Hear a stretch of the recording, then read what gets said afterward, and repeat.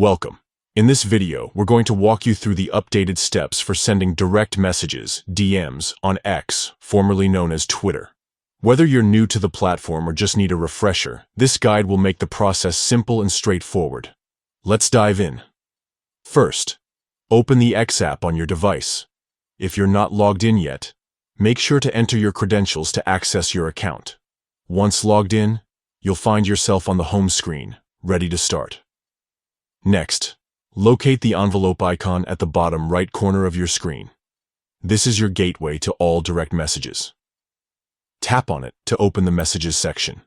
Here, you can view your existing conversations or start a new one.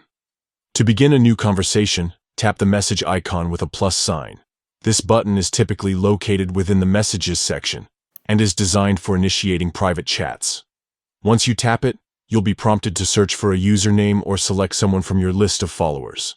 Now it's time to find the person you want to message. Use the search bar to type their username or scroll through suggestions if there's someone you follow.